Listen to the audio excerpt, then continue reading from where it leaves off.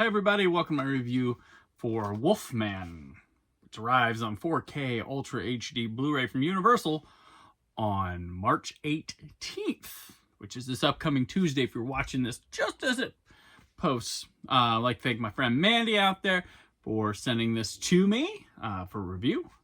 Wolfman, this early probably comes with slipcase. I'm sure it goes away after a while. It is a 2-disc set with a 4K disc, a Blu-ray disc, and a digital code, which, haha, not dumb enough to put that there.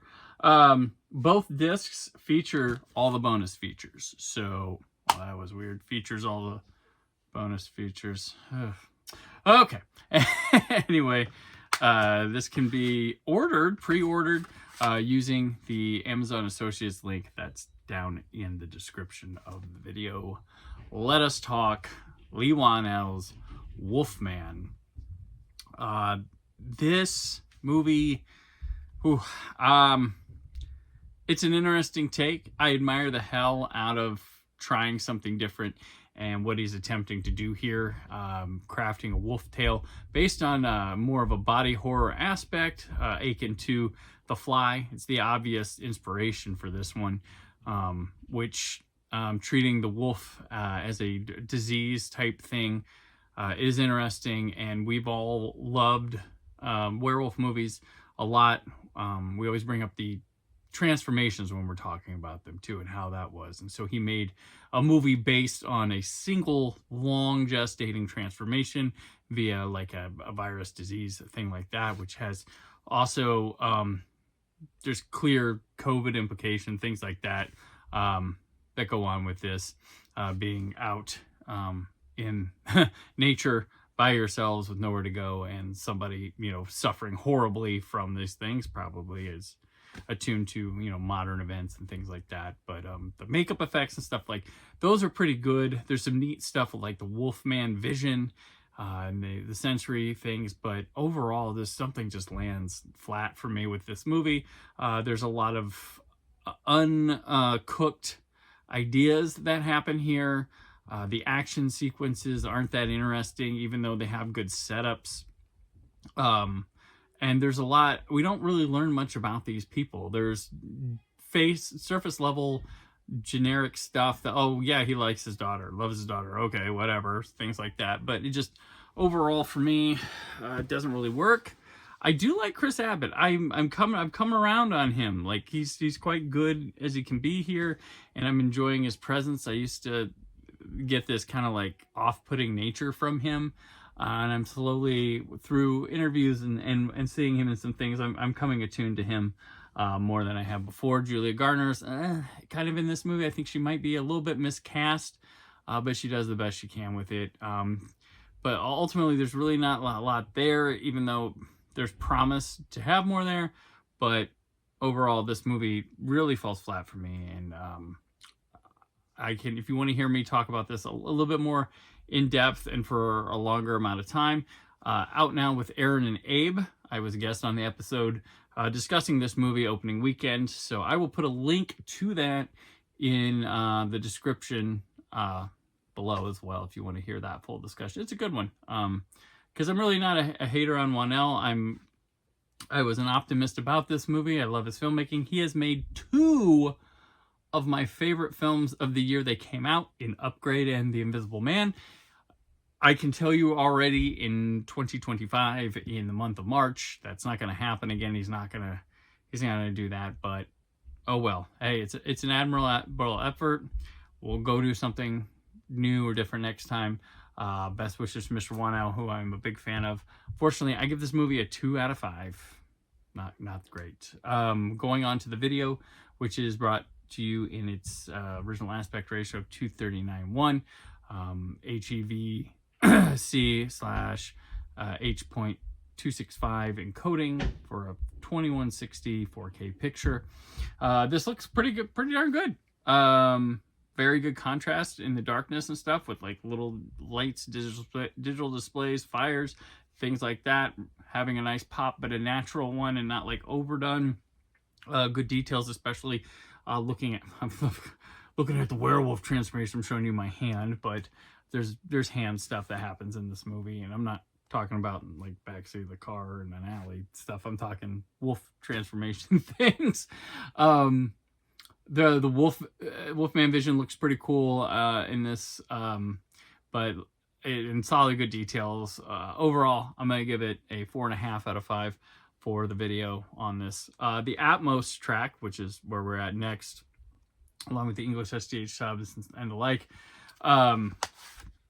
This is a treat. They really did this quite well.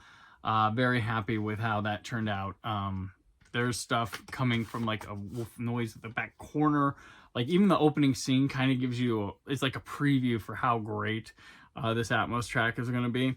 And it really plays around with the room, plays around with the subwoofer intensity stuff, like when you hear the spider on the wall, and it really plays like, it's not like just beating, but it's the right intensity for your subwoofer, and it really plays with volume expectations in certain scenes, and the sound really rolls and travels around the room. Hearing little light dust up the top to tears coming from the side, things like that. It is a engrossing track. Crank it up. It's a fun time. It's a 5 out of 5 for me on that with the Atmos. Really, really dug it.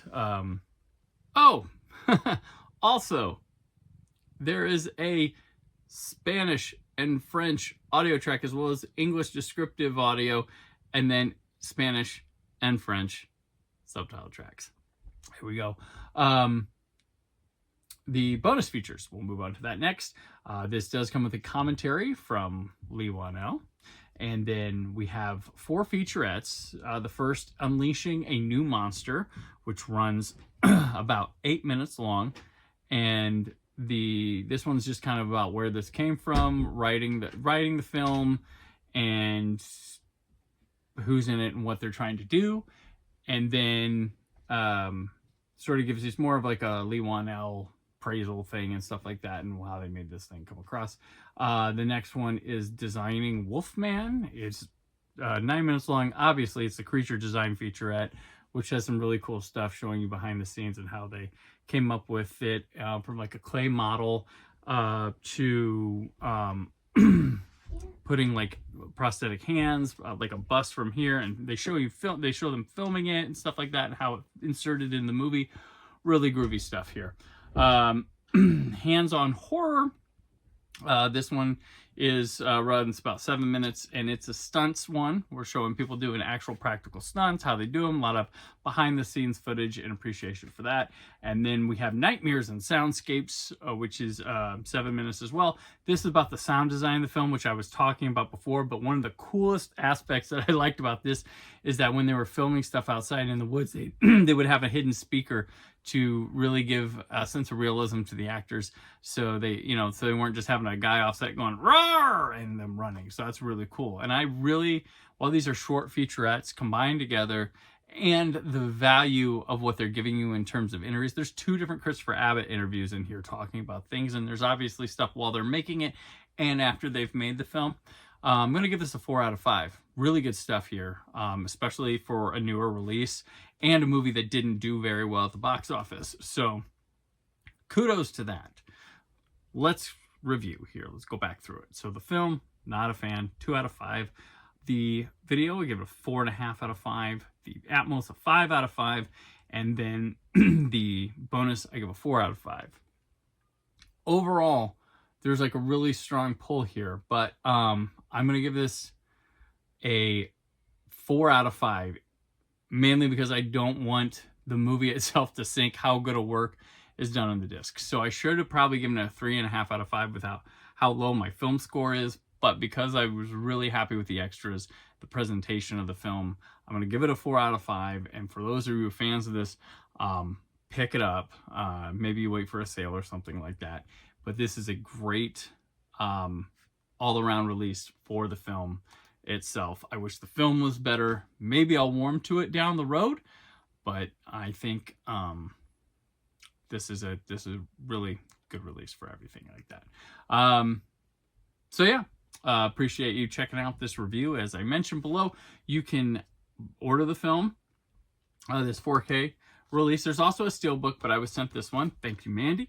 And you can order it from the Amazon link. And there's a longer discussion about the movie from Out Now with Aaron and Abe as well down there. So, thank you for watching, and stay film positive.